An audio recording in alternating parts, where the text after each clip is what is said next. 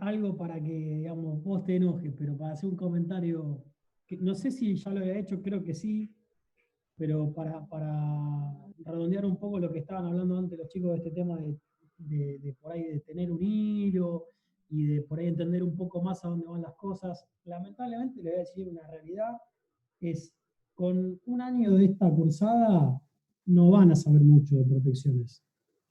Y se lo digo con todo el dolor del mundo, pero es una realidad. O sea, si no lo dije, lo digo ahora. A mí hace 6 años empecé a laburar en este tema. Hace 4 más o menos, o sea, después de 2 años de laburar en el tema, empecé a enganchar un poquito las conversaciones de mi jefe con mi compañero, eh, y entender de qué estaban hablando. O sea, para que se den una idea, el tema es mucho más complejo de lo que nosotros le estamos explicando. No es que cosas que no le vamos a enseñar, sino para que los conceptos los maduren y los terminen realmente de entender, ya van a ver, hoy estuvo alguien hablando de protecciones de línea. Cuando empecemos a ver en serio el tema de protecciones de línea, que va a ser después de mitad de año, literal se van a querer cortar las bolas. Se lo digo así cortito y sin vuelta. Es un tema realmente muy complejo y van a ver que no van a entender nada, se va a complicar mucho el tema. Por eso es que ahora vamos también medio despacito, explicándole cosas muy despacito para que la vayan viendo. Las cosas de sobrecorriente van a estar todo el año, las van a seguir viendo en un montón de lugares y son protecciones que siempre van a estar alternativas de otras. Pero, o sea, quédense con ese concepto y lamentablemente les vamos a explicar todo lo que podamos.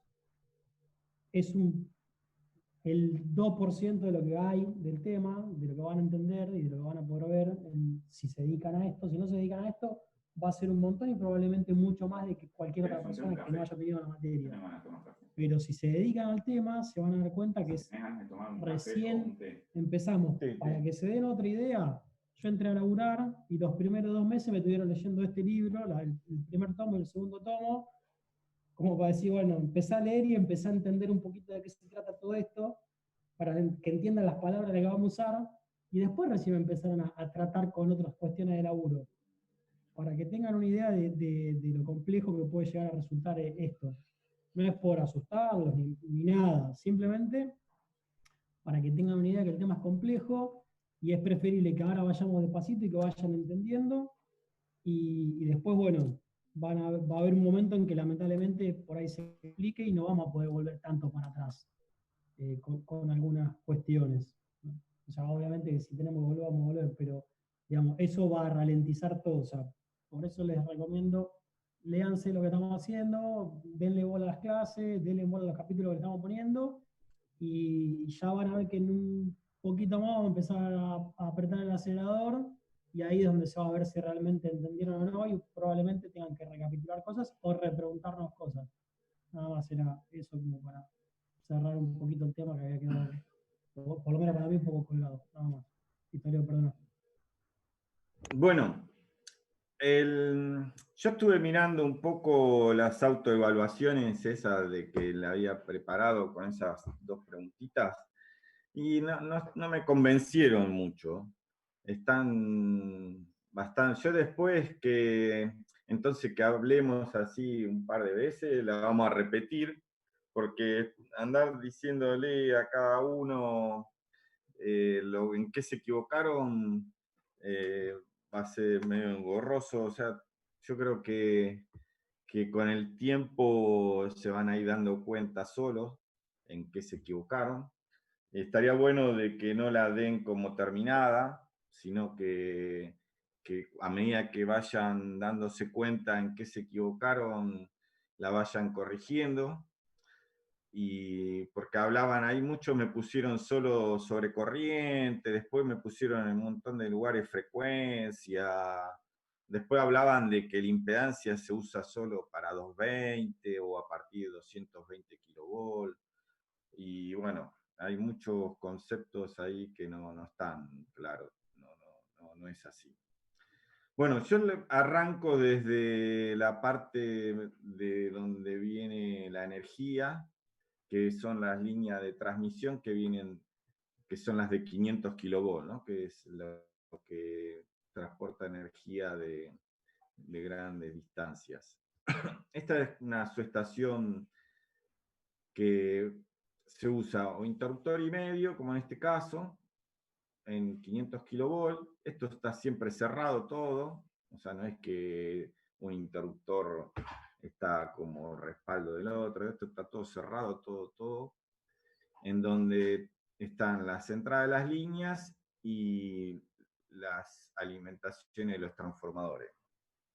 Estos son transformadores monofásicos que están, o sea, por lo grande que son, entonces terminan siendo el funcionamiento trifásico, pero en sí la máquina es monofásica.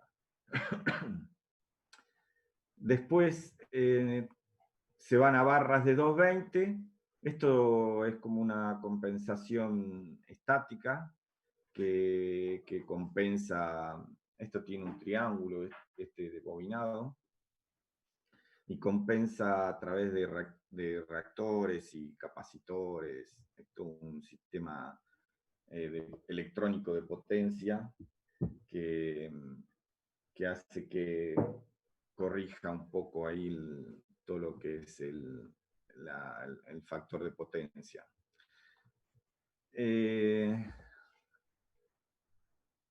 Después, en 220 pueden ser que vengan líneas de 220 directamente, que esto se llama entrada en block. Esto si viene una línea de 220 y entra directamente al transformador sin una barra, se llama entrada en block porque entra directamente al transformador.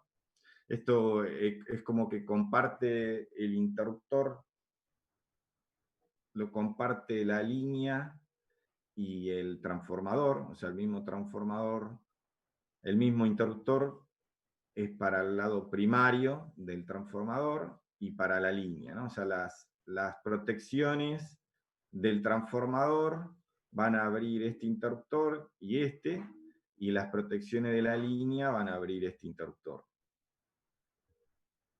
¿Se entendió hasta ahí? Sí. Vayan tomando nota ustedes, porque esto no está en los libros así, tan así, medio un poco ya llevado a cómo lo usamos nosotros, ¿no? O sea, cómo se usa en Argentina, más que nada. Después, bueno, y varias salidas de 132 kilovolts. O sea, a partir bueno,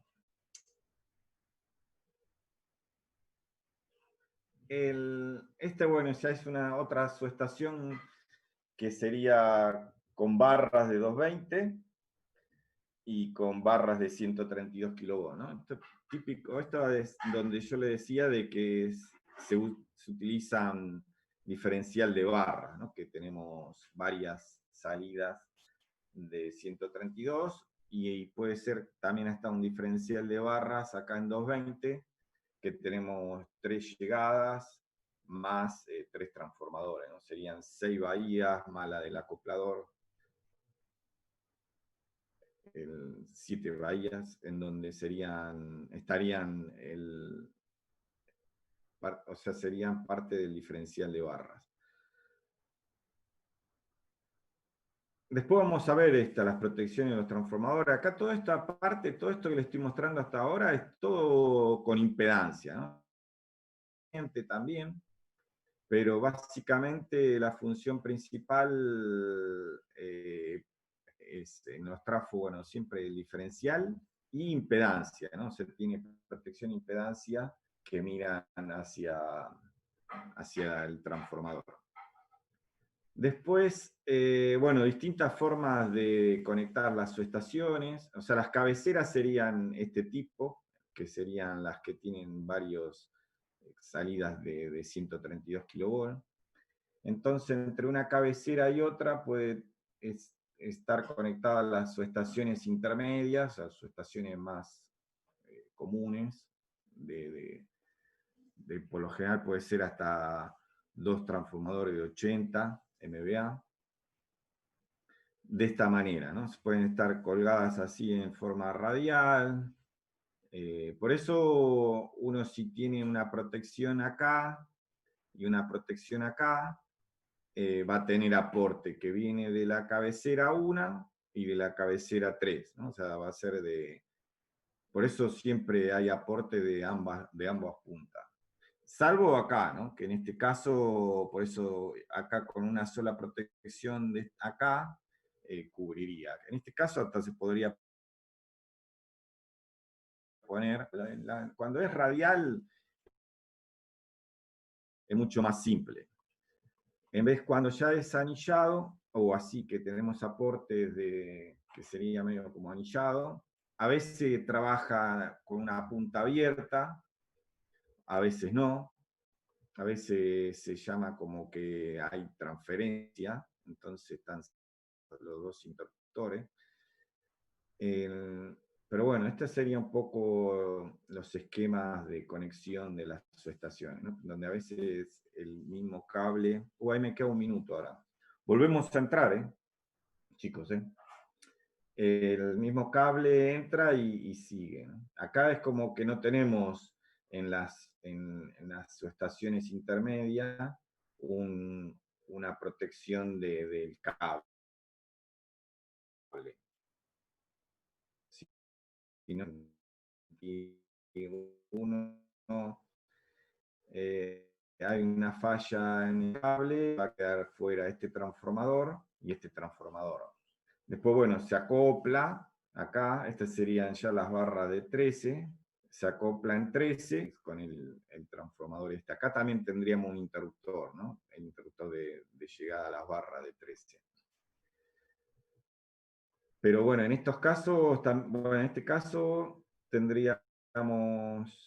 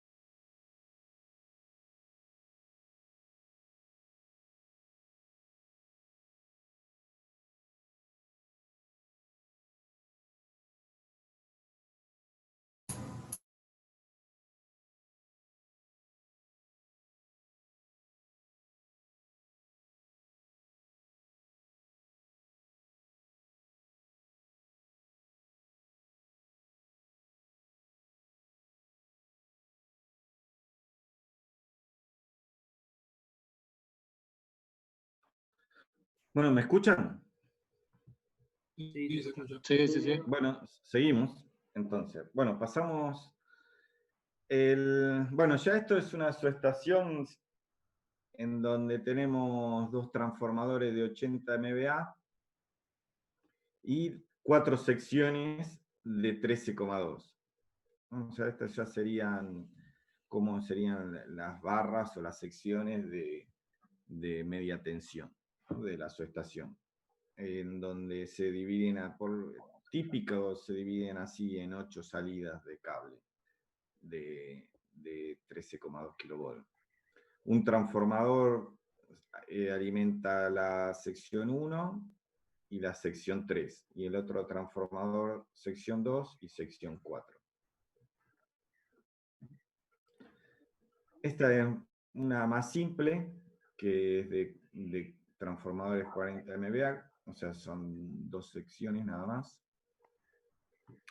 Si tuviéramos, hay pocos casos en donde es así, porque ahora se pone ya de 80 MVA, no, ya no se están poniendo transformadores de 40, porque casi a nivel precio es casi lo mismo. Entonces, por otro lado, ya es como que aumenta el umbral o el nivel de potencia instalada, entonces directamente se ponen transformadores de 80 MVA, ¿no? Esta sería una subestación con barras en 132 kV y, bueno, y las secciones de 13. Esto en lugares así un poco más alejados del conurbano, o sea, en zonas rurales, aparece 33 kilovolt, porque es como que tienen que hacer distancias largas en las líneas o los cables entonces utilizan 33 kilovolt como para poder que no haya tanta caída de tensión. El tema de los cables ya en la red de media, cuando se conectan, puede ser que se conecten así. Hay como un anillado, pero siempre va a estar abierto.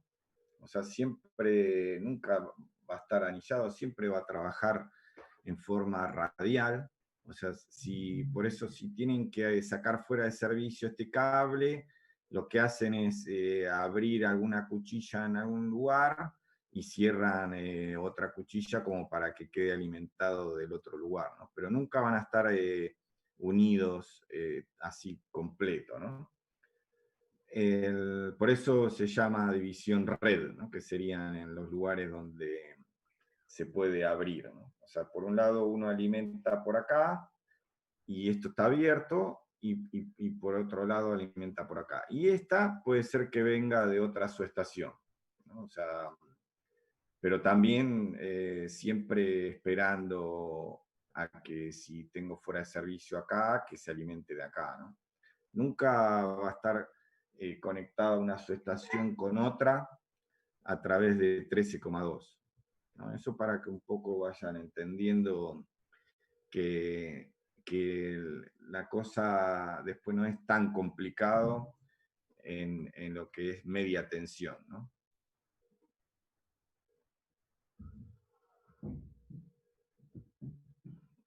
Bueno, ¿se va entendiendo hasta ahí lo que voy diciendo?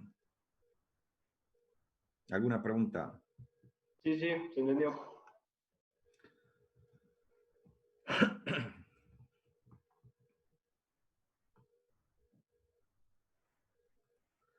Bueno, sigamos. Entonces.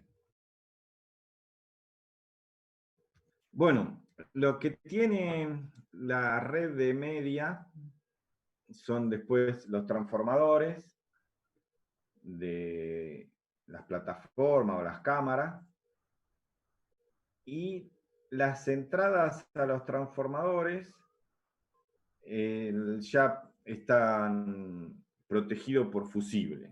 O sea, lo más común es que haya fusible, o puede ser que un alimentador esté yendo a un cliente en donde tenga sus protecciones y que no sean fusibles, sino que sean algún maximal con alguna curva o algo, ¿no?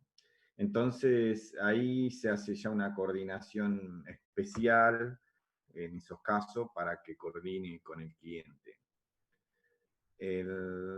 Pero si no, es casi siempre coordinar en sí con lo que es todo el troncal, ¿no? de media tensión. Y, o sea, después tiene por otro lado los transformadores de media a baja, son triángulo estrella, ¿no? Eso también es una particularidad que tienen que tener en cuenta. Bueno, estos serían los troncales, lo que son como conductores así principales, y después tienen las distintas derivaciones, ¿no? Que cada triangulito sería un transformador. O sea, es como que el troncal es como un cable o una línea principal y después distintas derivaciones a los distintos centros de rebajes, o sea, los transformadores, plataforma o cámara. Y esto, como le decía antes, puede ser que esté unido a otra subestación, pero siempre abierto, ¿no? Siempre, nunca va unido y haciendo transferencia entre subestaciones. Después, aparecen para hacer, o sea, en los que son los troncales y las derivaciones, aparecen o sea, equipos de maniobra, que por un lado tenemos los seccionalizadores y por el otro los reconectadores, ¿no? O sea, y después fusibles seccionadores, o a veces pueden ser hasta seccionadores bajo carga. Hay seccionalizadores unipolares, que es un poco lo que vamos a hablar hoy. Así como si fuera este juego el 7. A ver dónde estaría acá el 7. Bueno, sería acá, estos serían seccionalizadores en unipolar, que un poco vamos a ver si llegamos a hablar hoy. Entonces, acá aparece, es como que si aparece una falla en alguna de estas derivaciones, el que esté más cerca a la falla es como el que tendría que operar, ¿no? Para tratar de dejar el troncal en servicio, o por lo menos dejar y sacar solo el tramo que esté afectado. Entonces, para eso empiezan a trabajar el seccionalizador junto con el reconectador. El seccionalizador lo que va a hacer es como contar las fallas, y el reconectador lo que hace es abrir la falla, digamos. Siempre lo que se busca como al principio de la falla es que tratar, si es posible, de salvar el fusible, ¿no? Y después, si no se salva el fusible porque la falla permanece, es que, bueno, se libere el fusible, y que después, al haber un cierre en forma automática, sin falla, que quede en servicio. Entonces, vamos a seguir un poquito. Lo que pasa muchas veces es que para salir de la subestación con la red de media, se sale con cables. O sea, es como que hay un tramo de, puede ser 500 metros o depende, en donde es cable, ¿no? Y después puede llegar a ser línea, depende de dónde esté ubicada la subestación. O puede continuar como cable. Pero si hay línea, ahí en donde empieza a tener como el tema de usar los resierres, ¿no? Porque en los cables no se usan resierre. En los cables, si hay una falla, en el cable se considera que la falla es permanente, entonces no hay un intento de cerrar el interruptor y ver si la falla desapareció. Pero en las líneas sí, porque las líneas tienen muchas fallas que son fugaces, que se llaman fallas fugaces o transitorias, ¿no? Puede ser que hubo una descarga de un aislador a tierra por suciedad o por humo, no sé, tocó una ramita, y después esa falla ya después que vuelve a entrar en servicio, o sea, se despeja, y cuando vuelve a entrar en servicio, la falla ya no está más. ¿Hasta ahí se entiende lo que digo? Sí, se entiende. Sí, sí, sí. Sí, ¿puedo hacer una consulta? Sí, Hay subestaciones, puede ser que los interruptores tengan resierre en la salida, en 13. sí, sí, sí. Sí, eso, por ejemplo, a ver, acá el 1 hablaba de que tiene, el interruptor tiene resierre, sí. Podemos tener resierre en las salidas de la subestación, o sea, los interruptores que están en la subestación, tenés todo el relé y todo el sistema de control, y maneja un resierre. Los resierres de estos interruptores es trifásico, porque el mecanismo hace que abra en forma trifásica. Es muy, muy raro encontrar interruptores que sean unipolar en este caso, ¿no? Sí hay para la parte de alta, pero puede ser que tengamos un resierre acá o el resierre en algún reconectador, ¿no? O sea, en algún reconectador, a ver qué diga reconectador. Bueno, acá esto es como que sería tal vez un reconectador, o este más que nada, ¿no? Que están en los troncales. El tema es, como le digo acá, que a veces, si tenemos un tramo muy grande o muy largo de cable y ponemos o sea, el resierre en la subestación, puede ser que una falla acá estemos haciendo resierres. Y que no está bueno hacer resierres en un cable, ¿no? Porque ya la potencia acá de corto es bastante y es como un corto franco, ¿no? O sea, no es un corto como puede pasar que hubo una fuga a tierra por un aislador, ¿no? O sea, que es mucho más leve. Y uno estaría forzando el interruptor a cerrarlo ante un cortocircuito. Varias veces, ¿no? Porque ahora vamos a ver que para la coordinación y todo eso se hacen varios resierres, ¿no? No es que se hace solo un resierre. Entonces, en estos casos que tenemos tramos de cable, no se hace resierre en la subestación, y se pone un reconectador de acá, por ejemplo, ¿no? Si es que quisiéramos hacer esta línea que tengan resierre. O sea, siempre los resierre es en línea aérea, ¿no? Nunca en un cable. Y también en la parte de alta tensión lo mismo, ¿no? O sea, siempre un resierre es línea aérea y en los cables no hay resierre.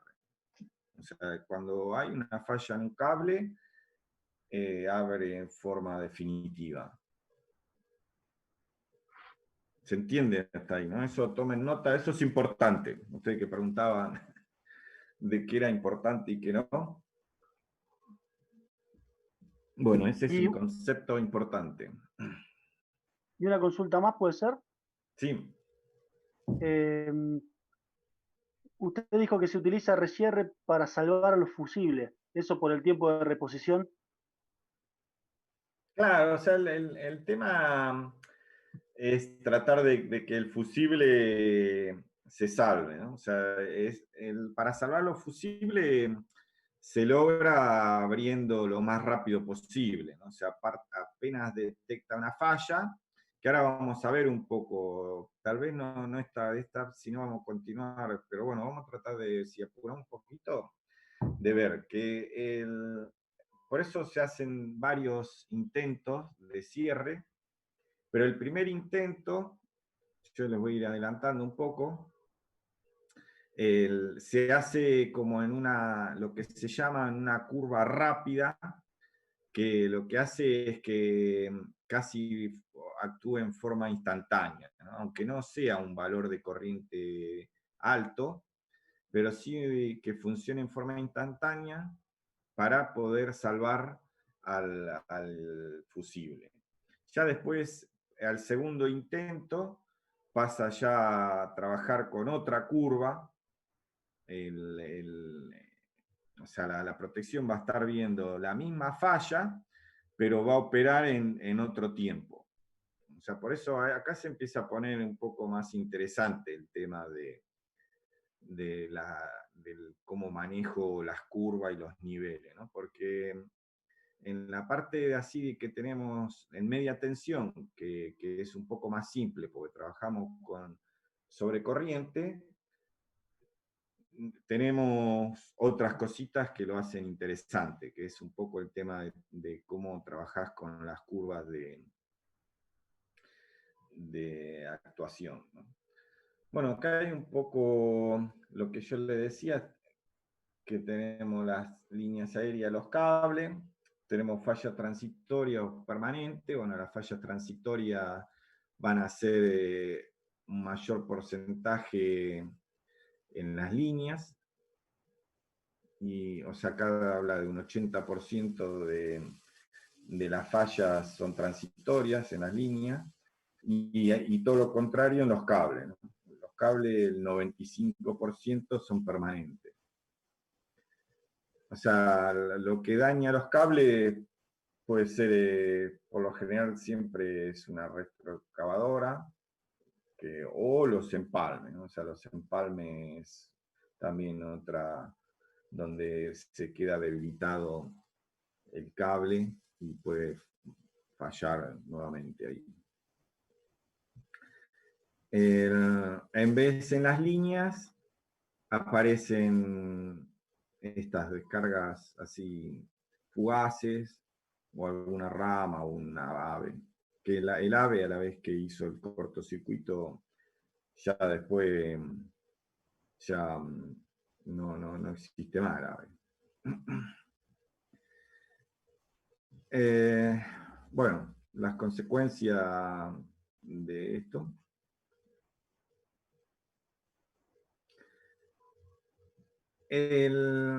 Bueno, el fusible, como el elemento más básico de todos. Después están los seccionalizadores electrónicos, que un poco lo vamos a ver hoy, que es como un fusible, pero ya trabaja de otra manera. O sea, siempre tiene que trabajar como en conjunto con un reconectador o con un interruptor que haga recierre, ¿no? O sea, un seccionalizador sin un reconectador o un interruptor con recierre es como que no tiene mucho uso, porque lo que tiene el seccionalizador es que puede detectar que hubo un umbral de falla, ¿no? Es como que tiene un sistema electrónico que detecta la falla.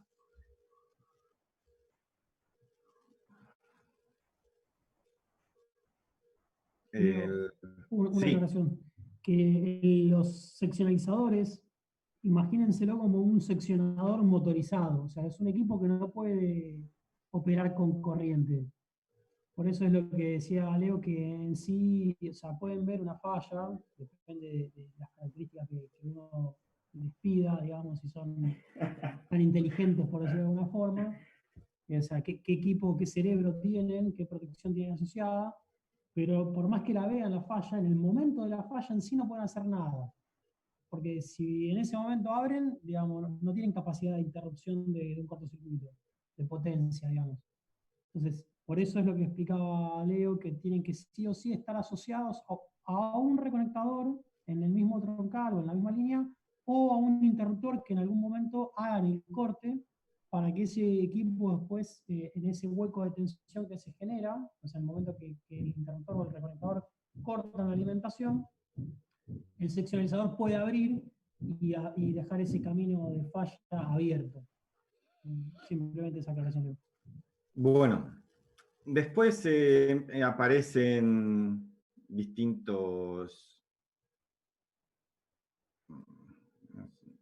o sea, formas de llamar cuando estamos hablando así de cierre, reconectadores. esta terminología, ¿no? O sea, empleada, que es el ciclado. El ciclado es cuando hace todo el ciclado, o sea, si uno configura a 3 intentos, o esto, por ejemplo, ciclos de recierre, el ciclado sería, bueno, acá lo llama, claro, el ciclado es cuando abre y cierra, ¿no? Ese sería un ciclo. Bueno, el ciclo de recierre, la cantidad de, bueno, ahí es donde uno lo configura a tres ciclos, o a 2 ciclos, 4 ciclos.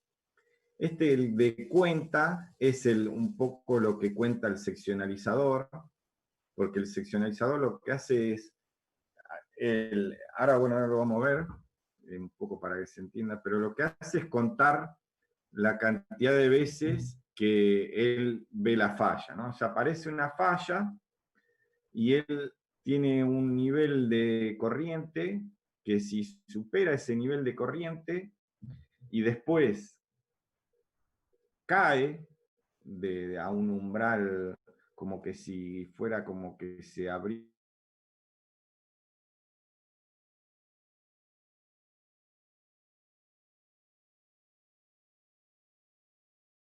acá dice que cuenta. Entonces lo que se le ajusta al seccionalizador es el umbral de corriente y las cantidades de veces que uno quiere que cuente. O sea, pueden ser 2 veces, 3 veces. Ahora eso también lo vamos a ver según el caso. Y tiempo muerto es el tiempo que está el interruptor abierto, ¿no? O sea, abre el interruptor y, o sea, hay una falla. El interruptor está cerrado, hay una falla, abre el interruptor, hay un tiempo muerto y vuelve a cerrar el interruptor. Y permanece durante un tiempo. Si la falla desapareció, se queda en servicio, y si la falla vuelve a aparecer, vuelve a abrir, porque lo abre otra vez el equipo de protección. Y en ese ciclado, el seccionalizador va contando cuántas veces ve la falla. Un poco, esto sería, por ejemplo, un conteo, ¿no?, del seccionalizador. Por eso el seccionalizador nunca va a abrir el cortocircuito. Siempre lo va a abrir aguas arriba, un reconectador o un interruptor que esté en la subestación, como ahí preguntaron, de que tenga recierre. Entonces, supongamos que viene con una corriente de servicio, aparece una corriente de falla, y en un tiempo hasta que opera la protección, la corriente abre el reconectador o abre el interruptor, hay un tiempo muerto y vuelve a cerrar el reconectador o el interruptor, ¿no? Aparece una corriente inrush, o sea, una corriente de inserción por los transformadores que vimos antes, y después, bueno, se normaliza o se pasa a una corriente estable, ¿no? Por eso el arranque del seccionalizador hay que hacerlo de que esté por encima de esa corriente de inrush, o sea, este sería el arranque, o sea, lo que uno le ajusta al seccionalizador. No tiene que ser un valor que esté por debajo de ese inrush, entonces así no vuelve a detectar, en este caso que no hay falla, no vuelve a detectar que superó, ¿no?, el nivel de ajuste. Después, este sería un caso en que sí hay falla cuando vuelve a cerrar. Y bueno, y acá ya quedó fuera de servicio. Un caso simple, ¿no? O sea, en realidad, acá serían dos ciclos, ¿no? de resierre. O sea, tiene un resierre y después otro intento. Ah, no, un ciclo sería este. ¿Cuánto falta? O sea, vengo al servicio, detecto la falla. Aparece, bueno, se abre el interruptor, vuelvo a cerrar y si la falla permanece, quedo ya fuera del servicio.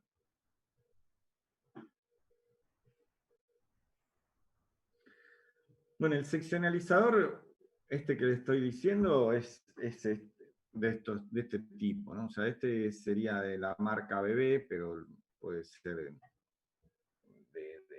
así hay de otras marcas también. Y tiene acá un circuito electrónico y un mecanismo como un resorte, o sea, acá tiene un resorte que cuando después de que llega a la cantidad de conteos que uno lo configura, se abre solo, ¿no? Pero se abre siempre en el momento del tiempo muerto, ¿no? O sea, se abre en el momento en que el interruptor o el reconectador que esté aguas arriba esté fuera de servicio. Bueno, acá acá se saca la tapita para el ajuste. Acá se ajusta la corriente y se ajusta el conteo. O sea, según como uno ponga los switch, lo puede poner que la corriente de arranque sea 68 amperes. Estos ya son valores primarios, ¿no? O sea, esto directamente, acá no estamos hablando de que hay TI. 10 minutos me quedan. Así que bueno, tenemos para un rato más. Después, bueno, nos volvemos a entrar. Y esta es la cantidad de conteos. Estas son las dos cosas que se ajustan en el seccionalizador. Esto sería un seccionalizador unipolar. Y bueno, se activa esto y cuando llega al conteo esto gira y se abre. Se abre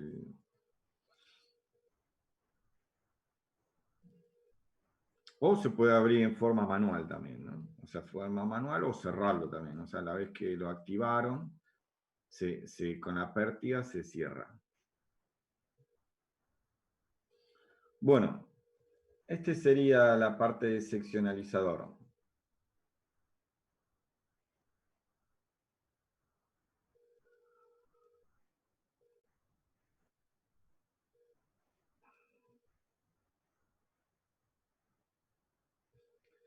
¿Ahí se ve? Sí. ¿Quién contestó? ¿Vos, Pablo? Exactamente. Estamos nosotros dos nada más. No, están los chicos también. Se ve, profe, se ve. Bien, bien, bien. Bueno, el reconectador ya es un poco más, ya no es tan simple como un seccionalizador. O sea, pueden escuchar también seccionalizadores que se van a parecer a un reconectador. O sea, hay seccionalizadores, como habíamos visto antes, trifásicos, que puede ser, ya es como un mecanismo que se puede llegar a parecer a un reconectador, pero siempre la diferencia que hay entre un seccionalizador y un reconectador es que cuando se habla de seccionador o seccionalizador, es que no pueden abrirse bajo carga o menos en un cortocircuito, ¿no? O sea, en corrientes de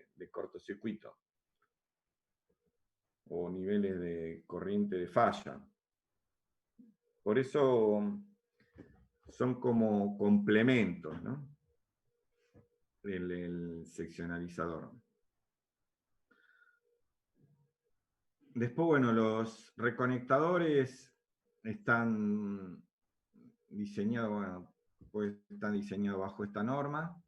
Hay reconectadores trifásicos, monofásicos.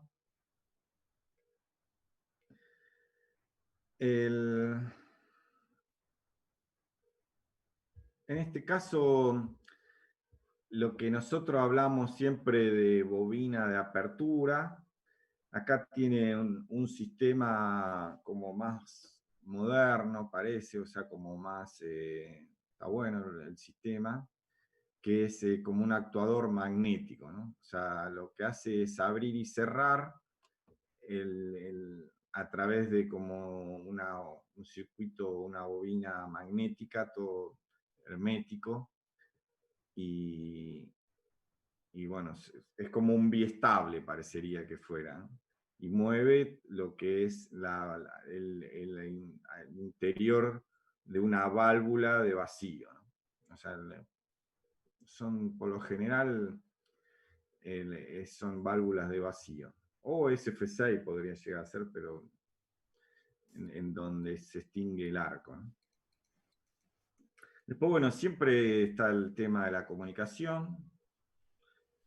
Lo que tiene un reconectador, que a veces se usan hasta como en lugares reducidos, si uno no tiene mucho espacio, o no es una subestación, o sea, si es un lugar así, una fábrica o algo, o un entendido rural, se usa el reconectador porque es como que viene todo completo, ¿no? O sea, el reconectador es el interruptor, o sea, por eso están bajo una cierta norma, ¿no? Porque es un conjunto en donde está el interruptor, los elementos de medición de corriente y tensión, que pueden ser como transformadores o como captadores, o sea, no siempre son transformadores, y todo, y el sistema todo de control, todo junto, ¿no? O sea, todo es todo un paquete, ¿no? El reconectador trabaja todo en un conjunto que viene todo esto, ya, cuando uno compra un reconectador viene todo, no es que puede comprar el interruptor por un lado y el control por el otro, sino que ya todo viene asociado al mismo equipo para que trabaje todo bien. Bueno, un poco esto, las cosas que se pueden ajustar, en los sistemas de control. O sea, siempre, bueno, la parte de falla de sobrecorriente. El de la tierra sensitiva, en el caso de que tengamos así el neutro, pues el neutro aislado o el neutro con una resistencia también. O sea, si el centro del transformador... porque los valores de la falla tierra sensitiva es como que son un umbral bien bajito para detectar corrientes bajitas. A tierra siempre son estos, son o de neutro. Después, la posibilidad de utilizar curvas de ajuste para lo que se llama la carga fría, que es cuando se pone en servicio después de haber estado un tiempo fuera de servicio, por el tema del INRAS y porque a veces al estar en un buen tiempo fuera de servicio, puede ser que haya una sobrecarga, ¿no? O sea, inicialmente. Porque como entra todo después, las cosas que estuvieron fuera de servicio, es como que entran muchas cosas, muchas heladeras, mucha aire acondicionado, mucha carga, y entonces es como que hay ciertos niveles que se bloquean, ¿no? Durante un tiempo, por eso se llama que tiene el relé, tiene carga fría, porque trabaja con niveles de corriente que no son los que yo le decía antes, que actúan en forma instantánea, ¿no? Sino que por un tiempo van a operar niveles que son temporizados. Y después de un tiempo solo se pasa a los niveles normales, ¿no? Que serían la primera actuación tendría que ser rápida y después las demás lentas. O después de la lenta podrían ser semilentas, un poco como las llamamos nosotros. Después, bueno, tiene secuencia negativa y direccional, como cualquier sobrecorriente. Bueno, después tiene, si uno quisiera también, funciones de frecuencia, de subtensión, bueno, la lógica de recierre, y mediciones como para uno tener un registro de mediciones, o mediciones en forma online. El reconectador sería un interruptor que va montado acá. Acá es como que sube el cable, ¿no? Acá sería en donde sube y pasaría a línea. Entonces, a partir de ahí, se pone el interruptor en forma automática.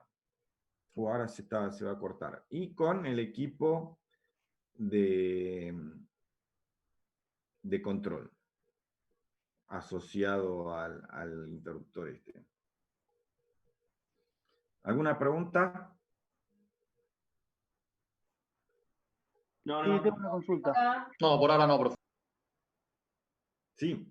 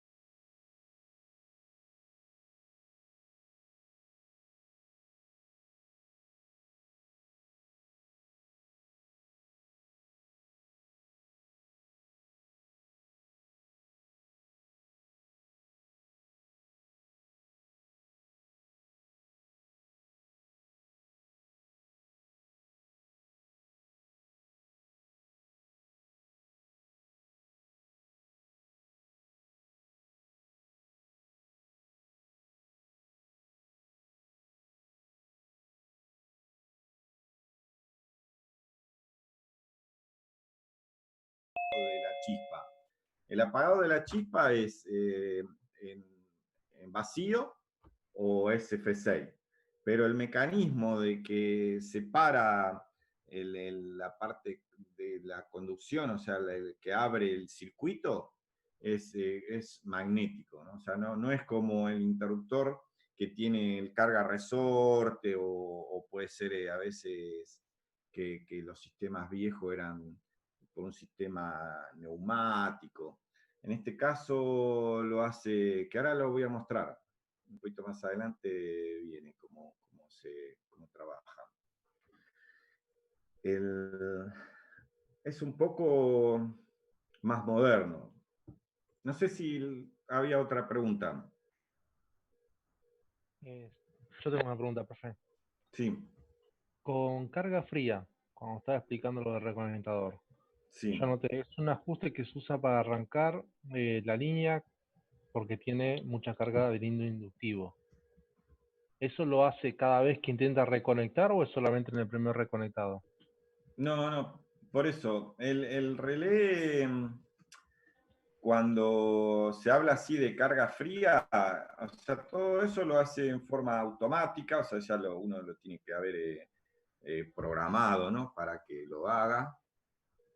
Pero es cuando lo hace uno en forma manual, es cuando uno entra al interruptor en forma manual, no cuando el interruptor es en forma así de automática, ¿no? Cuando entra en forma automática, como si fuera en una función recierre, ahí no trabaja el nivel de carga fría. Justamente, una de las cosas que sucede, aparte de bloquear ciertos niveles, es a veces hasta bloquea el recierre, ¿no? O sea, durante el momento que está funcionando lo que se llama carga fría, que por lo general son minutos, ¿no? Son 5 minutos, una cosa así, en donde ya a partir, bueno, de que se entra el interruptor, el equipo de control detecta que entró el interruptor, o sea, porque le va a venir también, como habíamos dicho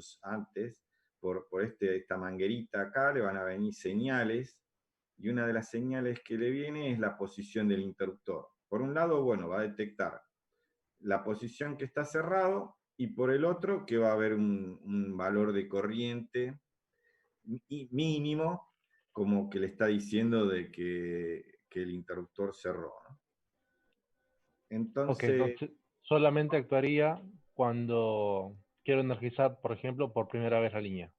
Sí, o cuando, sí, no solo la primera vez de la primera, o cuando la apagué mucho tiempo y quiero volver a... Claro. Es como que funciona en ese momento la carga fría. Cuando después de haber estado un tiempo fuera de servicio, uno, bueno, dice, bueno, vamos a entrar en la línea de nuevo, o en este caso acá el tramo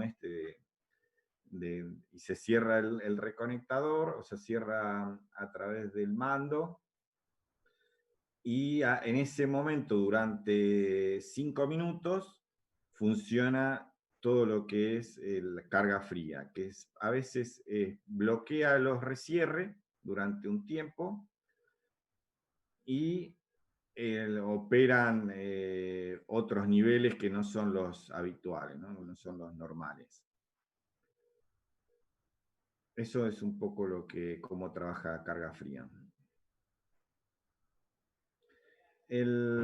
Bueno, este sería así, en vez de un dibujito, sería el reconectador.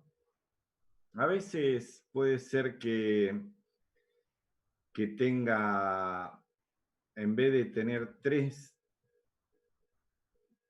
o sea, la medición de 3 tensiones, puede tomar de 6, ¿no? O sea, toma de las dos puntas.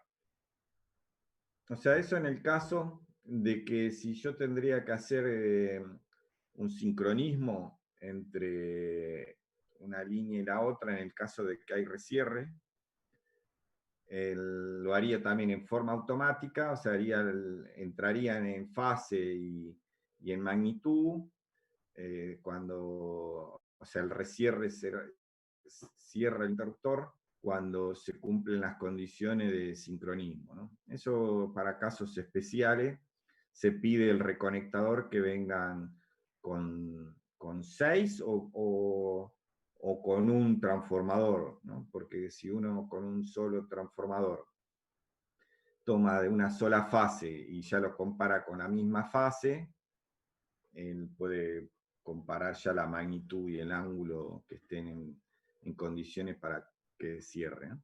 Después, acá estaría la parte de control, que tiene toda la parte, o sea, acá baja una manguera que se mete acá adentro.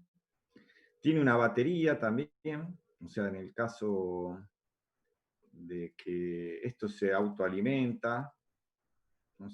Tiene acá una forma de ir cargando el circuito y la batería. O sea, se autoalimenta con la misma tensión, pero supongamos que quedó fuera de servicio un tiempo, se puede comandar. Por eso es necesario que sea un circuito de comando que no consuma mucho, ¿no? O sea, por eso el circuito de comando es así, mediante magnetismo, que decía yo. O puede ser también en forma manual, ¿no? O sea, uno puede, moviendo esto, engancha con la pértiga acá y lo puede cerrar en forma manual. O abrir en forma manual también. Si es que ya no tiene más energía. Bueno, esto acá con seccionadores. Serían distintos. O sea, bueno, acá habría un transformadorcito. Acá estaría el circuito magnético que le comentaba, ¿no? O sea, acá,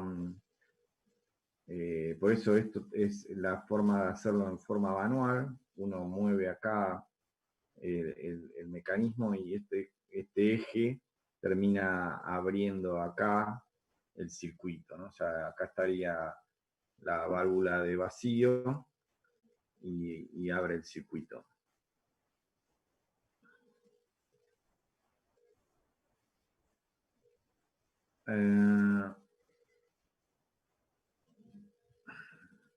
Tienen estas mangueritas.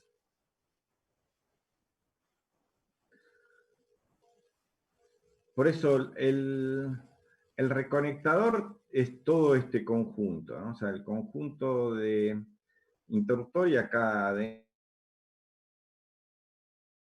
que vienen por este cable y le informan al equipo de control.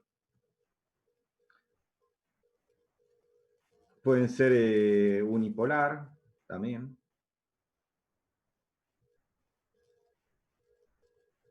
En el caso de... Pero esto es lo que estaría... Esto sí tiene ya un poder de corte de una falla, ¿no? O sea, el reconectador, por eso es un interruptor. Digamos. Esto ya es un interruptor. No es como un interruptor de la subestación, esa es un poco la diferencia, de que el interruptor de la subestación soporta mucho más, el poder de corte de una subestación es mucho mayor que el de un reconectador. El reconectador está limitado, ¿no? O sea, el poder de corte, o sea, la potencia de cortocircuito no es muy grande, pero lo suficiente. O sea, acá estaría el sistema de magnético y mueve este eje, ¿no? O sea, acá adentro, según cómo uno lo polariza, se mueve hacia un lugar o hacia el otro, ¿no? O sea, es como un biestable, parecería, ¿no? Entonces, si se abre o se cierra, acá lo que tiene como un switch que lo que me está diciendo es la posición del interruptor, ¿no? Si esto baja, el switch se activa y este contacto le llega a la protección o al equipo de control para saber si el interruptor está abierto o está cerrado. Eso por un lado, ¿no? O sea, por lo general, cuando se trabaja con recierre, esto es una de las cosas también fundamentales, ¿no? O sea, es tener la posición del interruptor. O sea, la posición del interruptor es como una de las condiciones básicas para que el recierre funcione bien. que sería, bueno, tienen estos un NA, un NC, después, bueno, uno lo utiliza como lo quiera utilizar, ¿no? Bueno, esto es un poco un esquema así de donde acá está el equipo, en la parte donde están los transformadores de tensión, el equipo, la parte de la válvula de vacío, el transformador de corriente. Este sería como el multifilar que trae todos los cables, y bueno, trae todo lo que es la parte de analógica y también la parte que activa a ese sistema magnético, ¿no? Que hace que abra y cierre el interruptor. Y por otro lado, puede tener una tensión que se puede sacar de alguna línea de baja tensión que esté por ahí cerca, alimentar esto, o el mismo equipo genera también una tensión para que se cargue la batería.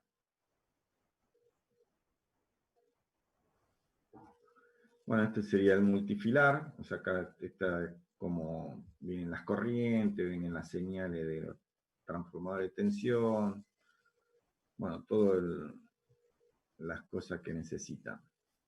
Este sería, bueno, en este caso el de ABB, es el PCD, es de un reconectador. No sé, ahora creo que vienen ya con otro modelo, este será un modelo medio un poquito más viejito.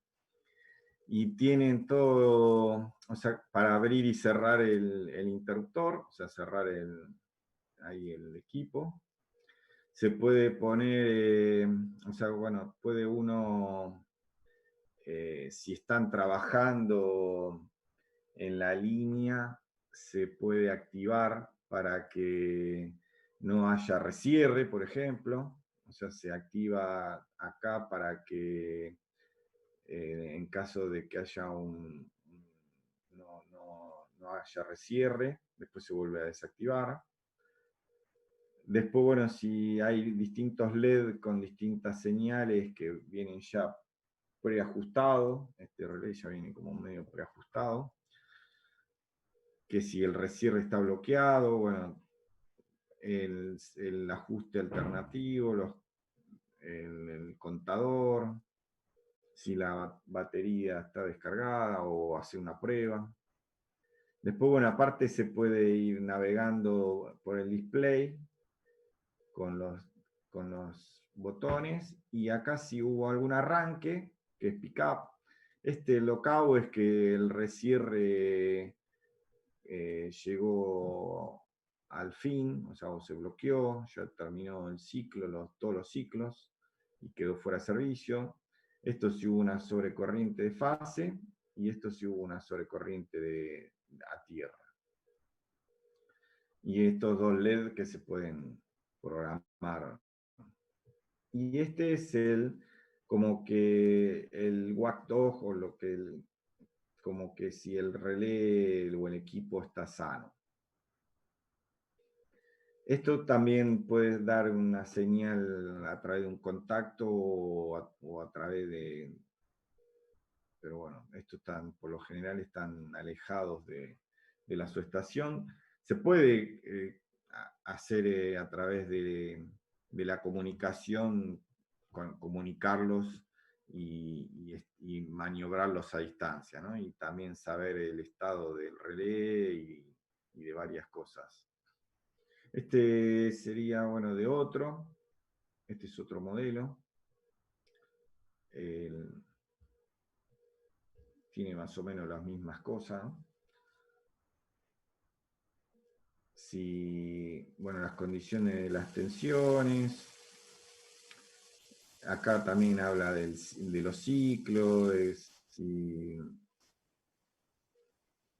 bueno, ya llegó, porque después uno puede ser que si está programado para que haga 4 rescierres y lo hizo nada más que 2, después de un tiempo vuelve a su estado inicial, ¿no? O sea, es como que después de un tiempo también se programa eso, que pueden ser 3 minutos, depende, pero por lo general son así de 3 a 5 minutos, vuelve a su estado original, o sea que si vuelve a haber una falla es como que empieza a contar todo de cero. O sea, es como que se resetean los contadores y todo. Bueno, la batería, cómo está la batería, en qué fase, si fue cuál de las 3 fases, y a tierra, o si operó por la tierra sensitiva. Los botones abrir, cerrar. Este sería otro, o sea, más o menos son todos iguales. Siempre tienen los botones de comando, LED. Este se puede programar, o sea, los LED. Acá se le pueden poner los papelitos estos según cómo uno lo programe. Y bueno, tiene el equipo, acá está, bueno, sacadas las fichas, o sea, acá se le ponen unas fichas con unas borneritas, y esto, bueno, ya vendría cableado, ¿no? Esto ya viene cableado de fábrica, con las salidas, las entradas, las señales analógicas, o sea, la parte de tensión, la parte de corriente. Y por eso la parte de corriente siempre tómenlo como que es como internamente es como un transformadorcito, ¿no? Que pasa la parte de corriente, la transforma, es como un trautor, más que un transformador, es como de corriente las transforma a milivolt, ¿no? O sea, inicialmente, es como que después va la proporción, pero es como un bobinado, como un transformador. Entonces, esto siempre, o sea, por un lado, los circuitos de corriente siempre van conectados en serie y siempre tienen que estar cerrados, ¿no? Con una baja impedancia. Este circuito acá es una bobina, pero de muy baja impedancia. O sea, tiene que ser los circuitos de corriente siempre casi muy baja impedancia para que no aparezcan sobretensiones. Bueno, no sé si alguna pregunta. De mi parte no. Por mi parte no, profe. Bueno, me Tengo están una consulta. entendiendo hasta ahora más o menos lo que estoy así diciendo. ¿Les sirve un poco esto que estoy diciendo o lo estoy volando? Por mí va bien, profe, perfecto. Ok. Una ¿Alguien quiere? consulta. Sí. Más o menos definir un poco los parámetros de carga del reconectador, ¿no? ¿Qué parámetro? ¿Qué es corriente? Ajá, ajá, ajá. Bueno, Un ahora poco, ¿no? eso. O sea, o lo más No, esencial, no tanto específico, pero a bueno, grandes rasgos quizás. eso lo vamos a ver en algo que, bueno, supuestamente estaría bueno que hagan un TP. O sea, eso es algo que, por eso yo le estoy dando esto, porque se viene así como una parte práctica, y en donde están los parámetros. Después vamos a ver una falla al fin del troncal, la corriente que tiene, y una falla al principio, y van a ver la diferencia que hay, como un poco para cerrar lo que yo le comentaba la clase pasada de las diferencias de corriente que uno puede coordinar por corriente, ¿no? O sea, por las curvas. En este caso, bueno, no se va a coordinar mucho porque no, es muy raro que haya varios reconectadores en serie, pero puede haber reconectadores en serie. Hay unas formas ahora de conectarse también en la parte potencia, que estén como un anillo, ¿no? También. Entonces, algunos funcionan como seccionalizador, aunque es un reconectador, y otros funcionan como reconectador. Eso también es una forma moderna tipo como ahora que se nombra así Smart Grid, es como utilizar estos equipos de forma inteligente. Lo que sí se tienen que estar comunicados entre ellos, ¿no? Como para saber cómo, por eso ya es algo un poco más avanzado. Pero se puede hacer muchas cosas. Pero bueno, depende del precio, ¿no? O sea, esto no es lo mismo el precio de un reconectador que de seccionadores. Bueno, esto acá muestra como que con este equipito se podría conectar a través del Wi-Fi de la computadora y usar la computadora para programarlo, ¿no? Bueno, un poco acá lo que le decía antes, por ejemplo, si acá tenemos este interruptor sin recierre, entonces tenemos un tramo de cable y en el momento que se hace la línea, poner un reconectador. Y utilizar el seccionalizador en conjunto. Lo que tiene es que el seccionalizador, por ejemplo, pone acá, un seccionalizador acá, ¿no? Que si aparece una falla en esta derivación, este lo va a ver y va a abrir. O sea, abre el reconectador y el seccionalizador sigue cerrado, ¿no? Pero ahí cuenta 1. Vuelve a cerrar y la falla sigue estando, porque supongamos que no alcanzó o es algo en la derivación, no es algo en el transformador, entonces sigue estando la falla, supongamos,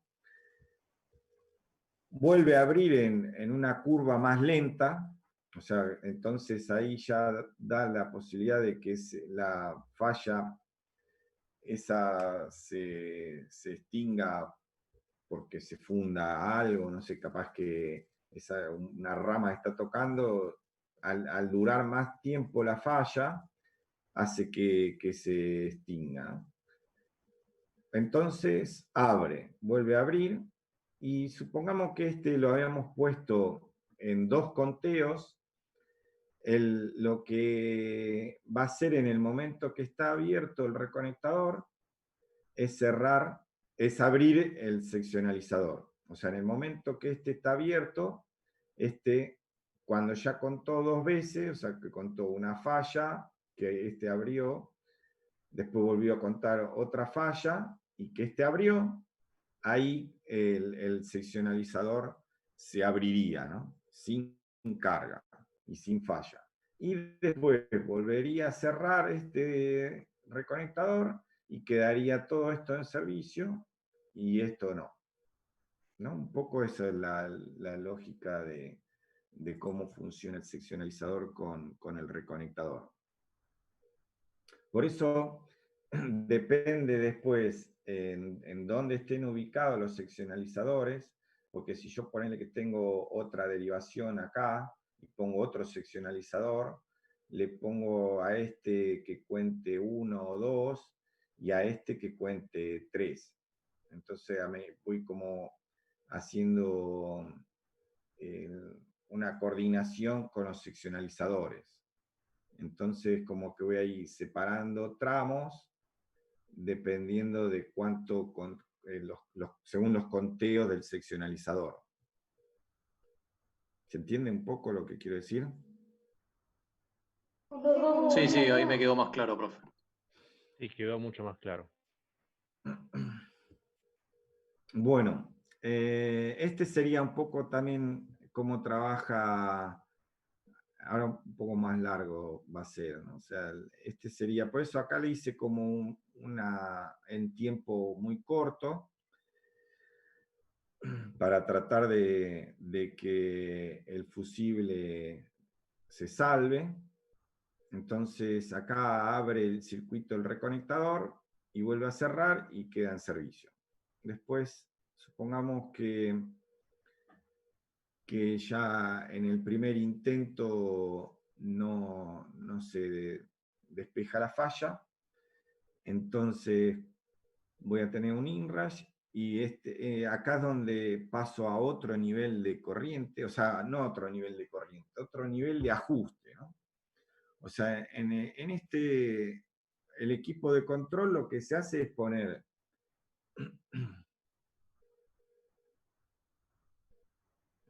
el ajuste, se hace de tal forma que la primer curva sea en forma casi instantánea.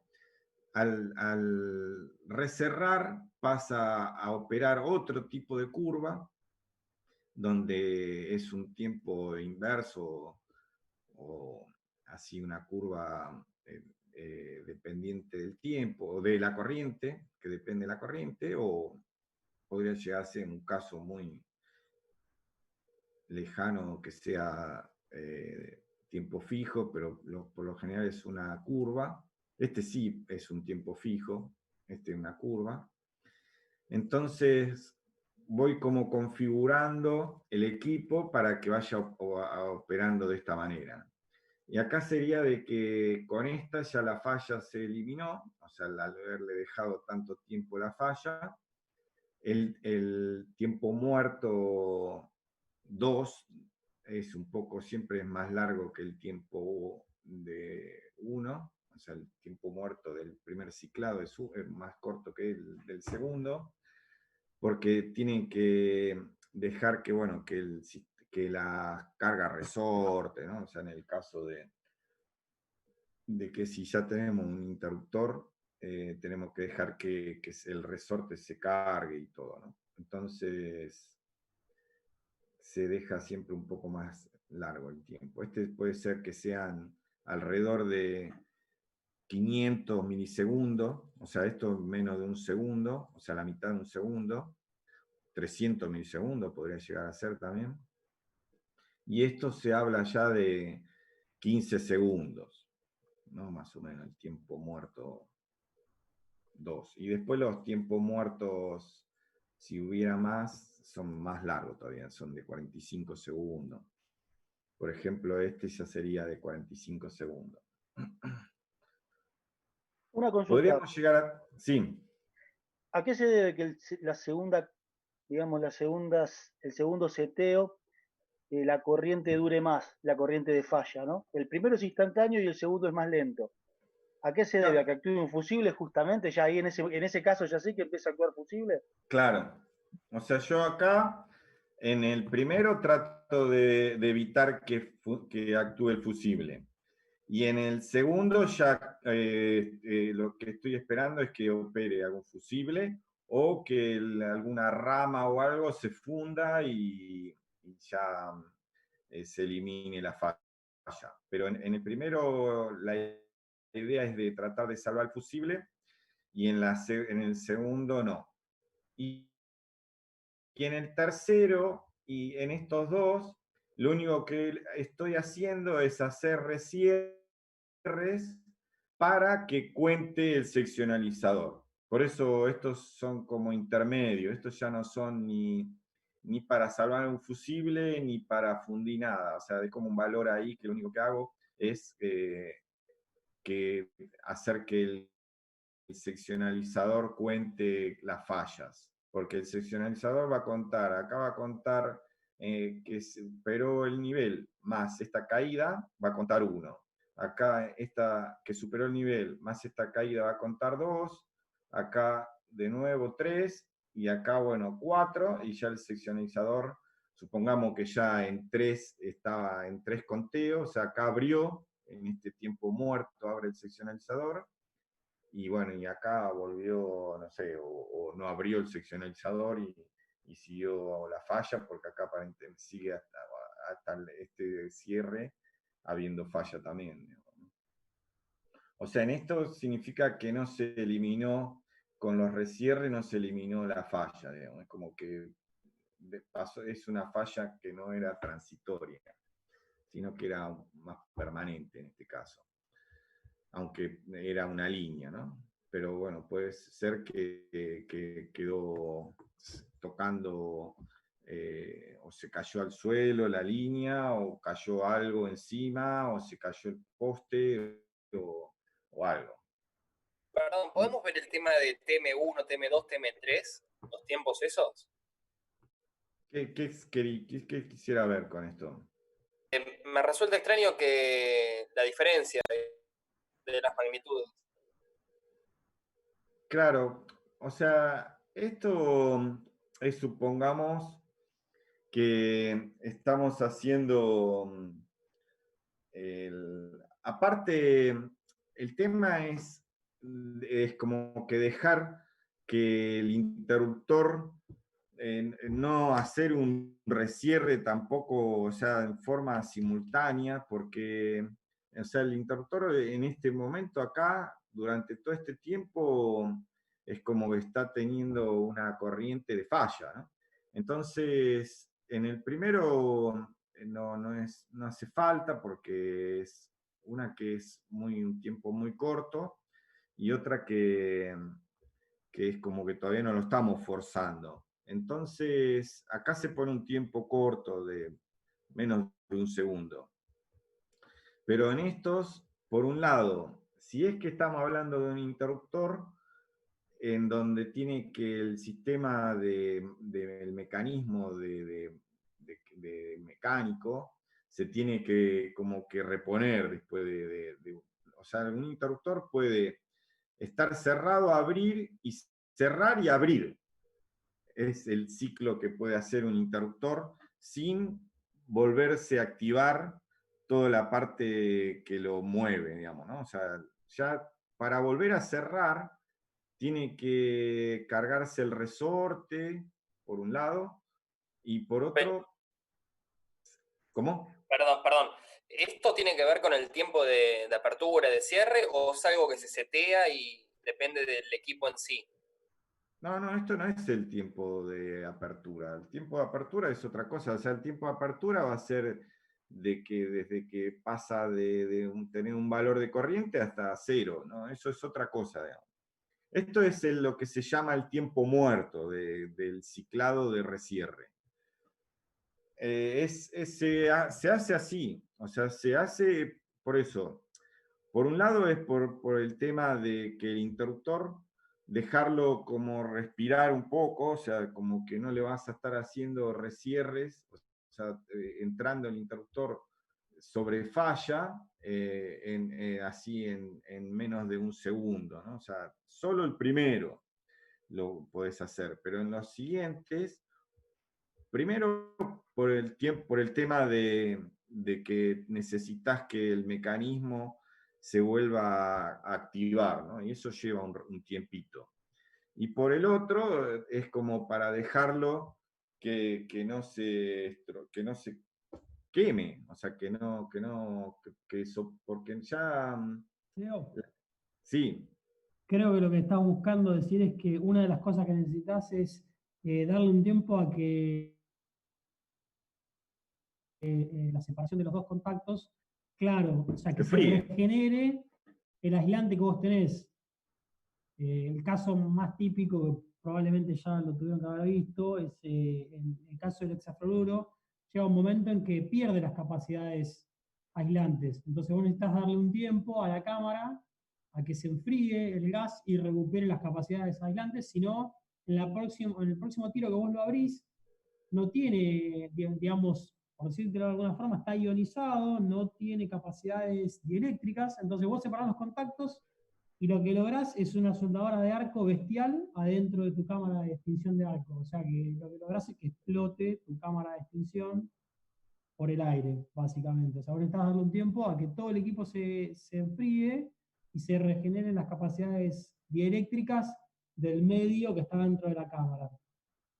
Y como te decía Leo, ten en cuenta que en una de las posibilidades muy probable es que vos estés cerrando sobre falla, que es una condición medio bruta, bastante violenta para un equipo. O sea, uno no piensa que un interruptor lo va a cerrar en falla. Y si vos tenés, para que tengan una idea, en general, por ejemplo, en las instalaciones de Lenor o de Sur o de DELAP, lo que se estipula es que tenés cerca de 13.000 amperes de cortocircuito en las barras de 13 de la subestación. Entonces es como que, imagínate que vos el rasierre lo estuvieses haciendo en lo que le decimos en la cabecera del cable, o sea, en la subestación, y el interruptor de la subestación está cerrando un corto de 13.000 amperes. Y no es una condición normal. Que vos abras 13.000 amperes es una cosa, que vos cierres 13.000 amperes es otra cosa totalmente distinta. No sé si me explico a dónde apunto. Sí, eso quedó claro ahora. Lo Perfecto. único que me queda de duda es si ese tiempo se setea o si es un tiempo propio ya del equipo. Lo elegís vos. Todo se setea, todo. Sí, y perfecto. de hecho, Leo, una aclaración más. Cuando Leonel estaba hablando de los valores de corriente, que habla ahí sobre ese piquito que está dibujado en el RCR 1, qué sé yo, eso en realidad lo que tiene que ver es, en este momento él está graficando la corriente como si hubiese un pico de falla y después se establece, se va el transitorio de la falla y se queda en un permanente de falla.